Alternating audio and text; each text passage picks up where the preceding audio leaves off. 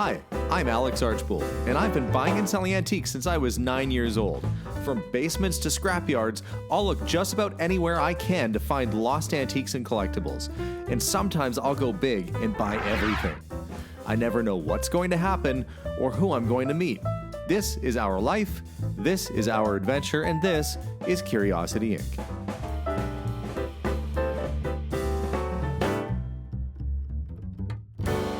After what was a very busy week of sorting, I finally got everything set up here at the auction house. And I have to say that if this was set up, if this was a store somewhere, I would probably stop and have a second look because there are an awfully lot of cool toys and collectibles all along the way. Now, this was a culmination of, let's see, there was a five and dime store that went under in the 1960s, and there was a guy that collected for many years. And so all of this stuff behind me here is part of that collection. Some of it's new old stock, and it's just really probably one of the neater collections of things I've come across in a while, at least to me personally, because I really love old toys. I think they're colorful, I think the graphics are cool, especially mechanical toys. There's just so many different reasons why people collect them that it's just continually a good seller over and over again. But let me show you some of the pieces that came out of this collection, that came out of all that sorting of all the bins, as we get ready for the auction sale, which is going to be in December here at Kastner, which is where I am right now. So without further ado, let me flip the camera around and show you some of the cool stuff. We've got tin toys like this Ford Fairlane, GoBot Zod robot, still brand new in the box. Nice antique tea tin with a old steamship on it, really neat looking tin. Original Beatles trays, Tonka toys, Roy Rogers toys from the 1950s. I like this erector set because it had that robot that they're building on it. Like, oh, what are the kids doing in the back? Oh, you know, trying to dominate society by building a humanoid robot to take over. We've got your little Dolly Seamstress set. Ghostbusters toys, Viewmasters. I've put some lots together too where it's just like a variety of things, like, you know, antique knives and lighters and stuff in a box. Castle Grayskull with the accessories and stuff down on the bottom of the box there. And whenever possible, you know, I group things together like little trays of tin toys or lots of dinky toys. These Red Rose Tea or Tetley Tea figurines and little sets. The tiny little ringer washers, which everybody seems to think are pretty cute. And it has this little agitation cycle on it, which is neat.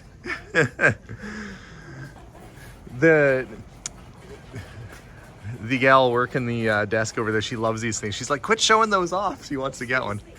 She's like, seriously, no, I really like them. Remember this guy? I found his hand. Well, he's all back together again, so he can smoke his cigar and drink to his heart's content. The repeating all-steel cannon with original box, the 1920s wooden Coke thermometer, and I was able to, I had an exact other thermometer from the same company from the same era, and it had its thermometer, so we put that back together, so it is complete now. The 1967 Camaro remote control car. We've got a starter's pistol, Olympic starter's pistol. There's the Gene Autry cap gun. I actually found this came out of the trunk that I opened up, but because it was a toy, we put it in this sale. The very rare and very desirable 1974 Batman and Joker slot car set with its controllers, track, little cardboard accessories and stuff. Really neat piece. And actually there was, for whatever reason, a little Volkswagen Dune buggy was in the mix too, and it has its own remote. So same company, same year and everything. So it's actually got 3 cars with that set. But those, that set can sell for, you know, north of $500, and the car's like about $250 each, just individually. So pretty neat thing. I guess we'll see what it goes for at auction. Tin plate toys, which I love. Little friction cars, battery operated. This one's neat because it has the working retractable hardtop that goes up and down, and just a really neat feature on an early toy like that. And it's got, does it have all its hubcaps yet? It does have all its hubcaps. Needs a battery tray, but that's pretty common. But really nice little display piece. And that's what a lot of this stuff will be cool display pieces. When I was going through the boxes and piecing stuff back together, I actually found the original tracks for this Gamma tank, and that does work when you wind it up, it goes. Nice Hornby clockwork engine. right there in roughly O scale. And there's your, what's he called, Rodeo Joe toy. And wound him up a little earlier and he was getting along and he kind of flips around. This is actually an English toy from around 1930 to 35. Kind of an interesting little piece. And pre-war stuff like that wind-up tank. Tiny little transistor radio stereo console. That would be perfect, like it's Barbie size. If you had a really detailed like dollhouse, that would be a great thing because you could actually have the radio working in there. And lots of different boxes full of just neat stuff. The Dennis the Menace Goes to School set, still in the box. The sealed James Bond card game set. The Dick Tracy Viewmaster with Madonna on the cover there. Disney Crazy Express train. Donald Duck is in one of the cars on the other side. And just, I don't know, if like I kept saying, if this was a store, I would shop here because there's so many neat things. I think we put the oh yeah, a little tobacco tin full of lighters and a antique shift knob, like a Bakelite or a early plastic shift knob. Sometimes there's no rhyme or reason to what goes in a variety box. You know, I just might have thrown a whole bunch of toys or etc. in these boxes and just sell them on their own. Let's see, what else should I show you? Oh yeah, the super cool Wyandotte shooting gallery game does work, and it has its original box, like it's in brand new condition from likely the early 40s, somewhere around then. It's a fun thing. General Lee with the Dukes of Hazzard wristwatch in the original Dukes of Hazzard box. Like, that's pretty nifty. So much of this stuff was, you know, reminds me of, you know, my youth too, having this little Fisher-Price train, and nice that it has its little accessories that go with it. The Fisher-Price Sesame Street set with Big Bird and all the characters inside. The Uncle Remus game. It ended up becoming just a really nice display down here. I don't know what my favorite pieces are. This is sort of that Yonezawa Mustang is actually like $400 kind of toy, but it'll go no reserve. It needs a trunk lid for it, which you can get as an aftermarket piece online. But you know, the goal here is to try and get everything sold off. Oh, this was a neat piece. This is a Marilyn Monroe photograph. I found that at the house I cleared out just outside of town. And she actually came to Alberta in the 1950s to film a movie, a Western movie. And that looks like just a really early picture of Marilyn standing by maybe the Jasper or Banff sign. So many cool toys, and it's so nice to see them all out on display. I don't want to wind these up right now because they might saunter off the edge here. But, you know, all that searching turned up the proper cars for the raceway. The figures for the train sets. You know, it took an awful lot of work to find all the pieces that belong with these sets. But I tell you, it was worthwhile because now we have complete sets that can be sold off and people can enjoy. Never did find the other Hopalong Cassidy lid. We have an early lid that goes along with it. It's not quite the right size with that one. You'll be able to tell from the pictures. But here we've got the Hopalong Cassidy thermos with its proper lid. The Fall Guy, which as it turns out, that Fall Guy truck is very much like my my GMC truck. It's almost identical. I don't know why they show it as blue and brown two-tone. In reality, the Stuntman Association Fall Guy truck was dark brown with tan two-tone, almost exactly like my truck. So every time, I've had several people stop me on the road and go, all right, Fall Guy truck. I was like, what? And then, you know, you realize later, oh yeah, right. The 50s tin Zorro thermos. Oh yeah, the little taxi cab. I was looking for that because I had a sticker for this somewhere and I couldn't find it. So I'll have to find the sticker for this and put that on because that was one thing, like as you're getting stuff tagged and organized, sometimes there's things you're like, where did that go? Nice Dodge Power Wagon with the anti-aircraft gun on the back. Roy Rogers. Oh yeah, and then of course all of these little dress-up sets, the sewing circle sets, the standing dolls with the lace-on costumes, and the lace is basically brand new in the box from back in the 40s. The Warren Spawn catch games, there's 2 of those. Romper Room Rhythm Band set, still new in the box. Educational and fun. And there it is, everything's still there, still as it should be from brand new.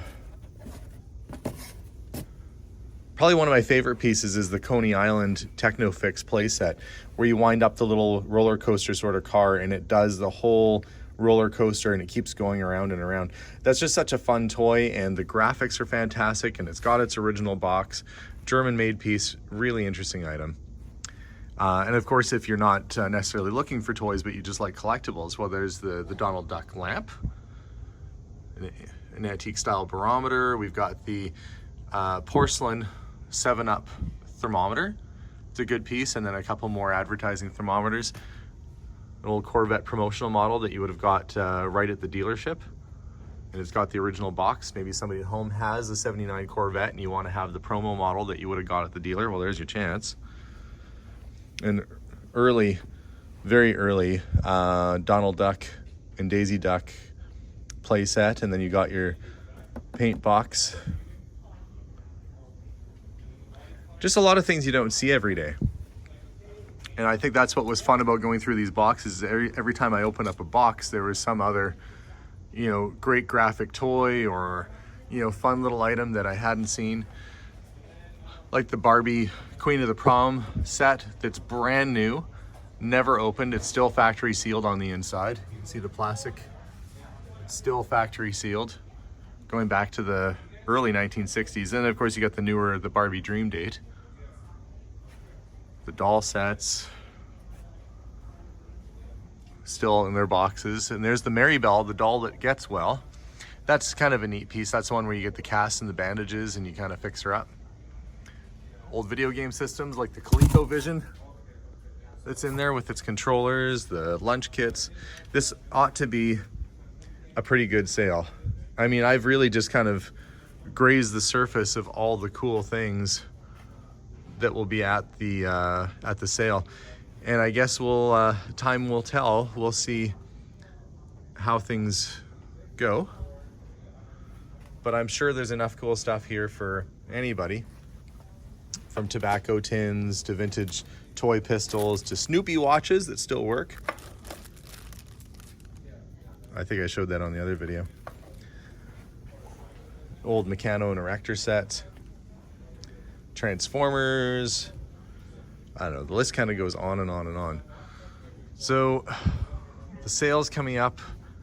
I think December 18th is the day that we're gonna be putting everything through, and we'll probably live stream at the same time to kind of give you guys an idea of how these sort of sales go. And as always, if you're interested in bidding, you can sign up at kauctions.ca, and you can get yourself a bidder account, and they'll mail the stuff right to you. And they combine shipping. A lot of people ask, do they combine shipping? Yes, they do. They'll put a bunch of stuff in one box and mail that out to save you a little bit on shipping. So I guess we'll see. It'll be a good sale and a good day, and I'm sure some people will get some interesting items. Oh, but there's one more thing. I almost forgot that I also brought down a whole bunch of sports cards. We have a lot of rookie cards too, and some early cards. There's a Mickey Mantle in there. We've got lots of rookies. There's a 1965 Pete Rose, Wayne Gretzky 3rd year and 4th year cards that are basically in mint condition. Paul Coffey rookie, signed Glenn Anderson rookie. So if you're into sports cards as well, there's going to be a nice variety of that, plus some autographed Gordie Howe cards. Just a ton of really neat things that I'd been hanging on to for a while that it was time to find a new home for. This will all be going up for sale at the next auction. So check the sale out, or if you want, you can actually watch along with me on the auction day itself. We'll be doing a live stream when all this stuff goes up for sale. But I've essentially built a really cool classic toy shop here at the auction house. Everything's gonna be going up no reserve, so I guess we'll see how things go. Some things that I'm probably gonna be keeping my eye on would be the sealed well, I shouldn't say sealed, but the bags are sealed on the inside. But this is the G.I. Joe Cobra hydrofoil, still in the original box. Maybe that Barbie set. There's a few things that I think are going to be worth watching. So fingers crossed it's a good sale. We shall see. But guys, thank you very much for tuning in to today's episode for the auction preview. It was a lot of work to get it all ready, but we're finally done, finally ready to go, and I'm expecting to be a pretty good turnout for the sale. Again, if you want to watch the auction or bid live, you can go to kauctions.ca. This sale is going to be happening, I believe, December 18th. We'll post when the auction is live. We'll post the link there, and we'll live stream on that day. So guys, thanks again for watching. We'll see y'all soon, and as always, bye for now.